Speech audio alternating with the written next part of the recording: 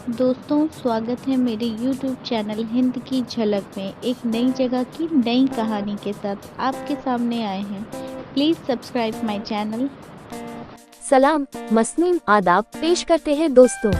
Episode 27 कहानी नाम आखिरी प्रेमी की घोषणा। थाने के ठीक सामने महुआ का एक वयोवृद्ध वृक्ष था जिसकी तमाम पत्तियां झड़ चुकी थी और वह उजड़ सा खड़ा पतराए आंखों से थाने की ओर ऐसे देख रहा था मानो उसकी कोई नई पौध थाने में कैद हो। उसी महुए के वृक्ष के नीचे ठीक उसी वृक्ष की तरह एक उजड़ स्त्री बैठी रो रही है। उसके दोनों कंधे किसी पुरानी मशीन के पिस्टन की तरह ऊपर नीचे हो रहे थे। वही पास पूर्व की ओर कोई 20 मीटर की दूरी पर अंडे की एक दुकान थी जहां पर एक 10 वर्षीय लड़का उबला अंडा खा रहा था। वृक्ष के नीचे बैठी रो रही स्त्री अचानक तेज से उस 10 वर्षीय लड़के से कहती है, देख दादू साहब आएगा, देख दादू साहब आएगा। इस कपित स्वर में मुझे मेरे किसी पुराने मित्र की माँ की झलक दिखाई दी। नजदीक से जाकर देखा तो वो स्त्री मेरे एक पुराने मित्र विजय की माँ थी। मैंने भी बिना समय गंवाए बिना कुछ जाने समझे सहानुभूति की पुड़िया खोलने की एक असफल कोशिश की। क्या हुआ चाची, आज यहाँ रो क्यों रही हैं? घर में तो सब बढ़िया है ना? उत्तर की प्रतीक्षा किए बगैर मैंने दनादन 4 प्रश्न उस असहाय की झोली में उड़ेल दिया। एक तो पहले ही किसी दुख ने उनके मस्तिष्क पर डेरा जमाए हुए था, दूसरा मेरे इन प्रश्नों ने। मैंने पुनः पूछा, विजय लोग कहाँ हैं? आप यहाँ अकेली बैठी हैं? इस बार बड़ा उलझा हुआ सा उत्तर मिला है, विजय को पुलिस उठा ले गई, वो जेल में है। विजय जेल में?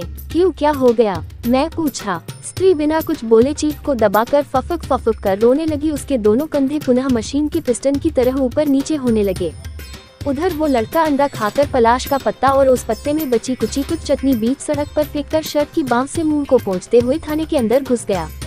विजय को पुलिस उठा ले गई, विजय जेल में है। इन 1.5 वाक्यों के सिवा कोई उत्तर मुझे मिला नहीं।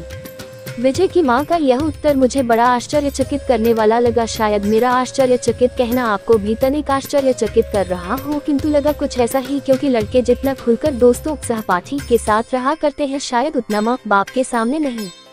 जहाँ तक मुझे याद आता है विजय इतना उद्दंड लड़का नहीं था कि उसे पुलिस उठा ले जाए, उसे जेल जाना पड़े। हाँ, 8वीं क्लास के बाद जरूर वो मुझसे अलग हो गया था। मैं बाहर पढ़ाई करने चला गया और वो भी 1 क्लास के बाद दिल्ली बम्बई कहीं नौकरी चाकरी करने निकल गया, किंतु फिर भी साल 2 साल में कभी कभार भेंट होती तो वही सादगी वही हंसी मजाक के साथ मिला करते थे। हाँ, बीच में जरूर सुनने में आया था कि वो किसी लड़की के प्यार में लट्टू की तरह घूम रहा है, किंतु बाद में ये भी खबर मिली थी कि उस लड़की का विवाह कहीं और हो गया है, प्रेम की डोरी पतंग से अलग हो गई है। तो फिर ऐसा क्या हुआ होगा? मैंने अब उस सहानुभूति की पुड़िया को मोड़कर जेब में डाल ली थी।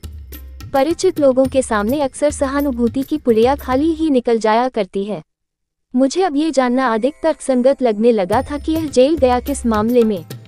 2-4 प्रश्नों के बाद फिर से जब कोई उत्तर नहीं मिला तो मैं वहीं चुपचाप बैठ गया और इंतजार करने लगा उस 10 वर्षीय लड़के का, जो अभी कुछ देर पहले अंडे की दुकान से थाने की ओर गया था।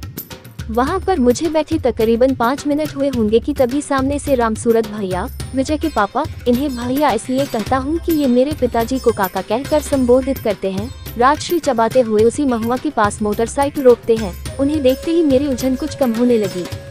बाइक से उतरकर स्टैंड लगाते हुए, आओ भाई क्रा, उन्होंने कहा। ठीक है भैया, मैंने कुछ ठीक न होते हुए भी कहा।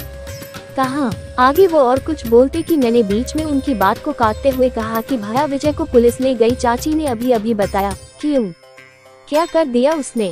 रामसूरत भैया के अंदर से अब धीरे धीरे बापतुआ की गंध आनी शुरू हो जाती है।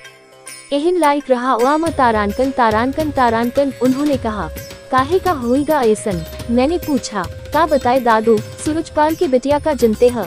हाँ भैया, बाखूबी हमारे घर से कुछ ही दूर में सूरजपाल का घर है। इतना सुनते ही मुझे आधी बात समझ में तो आ गई कि पक्का कोई लौंडियाबाजी का फसाद है, किंतु आगे जैसे जैसे बात बढ़ती गई तो पता चलता गया कि यहाँ लड़का लौंडियाबाज नहीं बल्कि लड़की ही लौंडाबाज थी। सूरजपाल की चौथी बेटी प्रमिला, जिसका घर मेरे घर से कुछ ही दूरी पर है, उसके बारे में अक्सर कुछ न कुछ सुनने को मिलता रहता था, जैसे कि अभी रामसूरत भैया से यह। प्रमिला मुझसे एक दर्जा आगे थी। मुझे याद आता है कि उसकी चाल ढाल और उरूजों का बोझ साफ जाहिर करता था कि प्रमिला 6वीं 7वीं तक में अपनी एक अलग उम्र का एहसास कर रही थी। उम्र से पहले एहसास लड़कियों को जवानी तोहफे में दे जाता है। हम लोग जब 6वीं की त्रैमासिक परीक्षा देकर आ रहे थे तो कुछ बच्चे आपस में प्रमिला और विनोद के रिलेशनशिप के बारे में कुछ बतिया रहे थे। यही से उसका शारीरिक संबंध स्थापित होने लगता है। धीरे धीरे समय बीतता रहा और समय के साथ ही साथ प्रमिला का हर साल प्रेमी बदलता और हम लोगों की क्लास सीनियर्स लोगों की प्रेम कहानियां जूनियरों को आत्मबल प्रदान करती है। प्रमिला अब सीनियरों की भी सीनियर हो चली थी। प्रेम के मामले में मैंने स्वयं उसे 3 साल में 4 प्रेमियों के साथ देख चुका था। वो अब किसी अधखिले पुष्प की भांति धीरे धीरे विकसित होने लगी थी।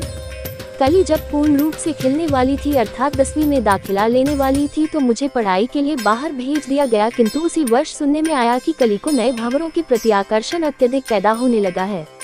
नए भंवरों को अपने जाल में फंसाने के लिए प्रमिला तरह तरह के भ्रमर गीतों का प्रयोग करने लगी। प्रमिला के इन गीतों का स्वर स्कूल की दीवारों को चीरता हुआ इस बार बाजार के रास्ते गांव घुसकर उसका घर तलाशने लगा।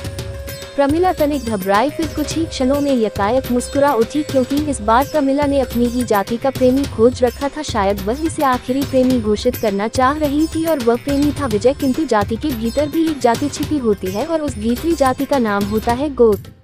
देखा गया कि विजय प्रमिला से निम्न जाति का है। गोत्र वगैरह। प्रमिला प्रेम के परवान पर सवार होने को लालायित थी, किंतु समाज और परिवार को ये किसी भी कीमत पर स्वीकार नहीं था। उन लोगों की ओर से साफ मनाही ही रही। अंततः आखिरी प्रेमी भी पुष्प की पंखुड़ियों की भांति बीच में फंस कर रह गया। इधर प्रमिला का विवाह भीतरी जाति देखकर कहीं और कर दिया जाता है। इसी दौरान बीच में प्रमिला समय का सही सदुपयोग करके किसी दलित लड़के को दिल दे बैठती है, साथ ही उसके घर बैठने को भी पूरा प्लान। यहाँ तक मुझे इधर उधर से पता चल गया था, किंतु विजय के प्रेम के बाद उसका विवाह होता है, फिर वह ससुराल से भाग आती है, गांव गांव भीख मानती है, फिर किसी नए के घर बैठ जाती है और इन्हीं सालों के बाद आज विजय को जेल। ये कैसा माजरा है। इसका मतलब विनोद, राहुल, ये सब भी जेल जा सकते हैं किसी न किसी दिन, क्योंकि ये सब भी प्रमिला के पूर्व प्रेमी ही तो हैं। रामसूरत भैया अब जेब से एक 20 वाली राजश्री निकालकर उसमें सुर्ती मिलाने लगते हैं। इधर नीचे बैठी विजय की माँ अब सिर्फ दुखी थी और यदि कोई उससे कुछ पूछता तो वह पुनः रोने लगती और कंधे वही पिस्टन की तरह हिलने लगते। उधर वह 10 वर्षीय लड़का थाने के भीतर से निकलकर बाहर बेंच पर जिंदा लाश की तरह बैठ जाता है। रामसूरत भैया आधी राजश्री मुंह में उड़ेलकर पैकेट को मोड़कर जेब में डालते हुए कहते हैं कि बिमल तू लोग तसाद के पै बाले रहे, कुछ नहीं अपने काम से काम रहा पैम आज हमार इज्जत धूल में मिलाए के रख दे हिस। रन तारानकन के चक्कर में 10 साल की सजा भोगी। अब मैंने कहा भैया पर हुआ कैसे ये सब। इन दोनों का तो संबंध बहुत पहले खत्म हो गया था। का बताए बिमल भाई अभागी ओ एहमा के करतूत। व्याह का छोरी के कुजाती के घरे बैठी रही सूरजपालबा के बिटिया या ता पता रहा हुई तो का। उन्होंने कहा हाँ ये तो पता था। मैंने कहा आगे का हाल बताते हुए वो खुद रोने से लगते हैं। उनका पुत्र के प्रति प्रेम और पुत्र के कृत्य के प्रति क्रोध आंसू के रूप में निकल रहा था। कुछ देर ठहर कर वो पुनः कहते हैं जहाँ भाग के रही वहाँ फिर एकर केहू से चक्कर चला हूँ जब यह बात। कोष्टक एक दलित जाति का नाम का पता चला तो मारी के भगाए देहिस। अब एका न व्याह पूछे न घर समाज तक कुछ फोटो और चैट वीडियो दिखाई के देर बाई के विजय के साथ रह का कहत रही ओ मनाई देहिस तो जेल। शायद उसे अभी किसी चीज की तलाश हो। मैंने बुझे हुए स्वर में कहा। रन दबे स्वर में आए साली। उन्होंने कहा। इतना कहकर रामसूरत मेरे कंधे पर हाथ रखकर रोने लगते हैं। अब उनका बापत्व ममत्व में बदल चुका था। धन्यवाद। पूरी कहानी सुनने के लिए स्टोरी कैसी लगी अवश्य बताएं कमेंट बॉक्स में। मित्रों आप लोग कैसी सुनना चाहते हैं ये भी अवश्य बताया करें। लेखक प्रिंशु लोकेश, कहानी प्रकाशित बनारस पत्रिका।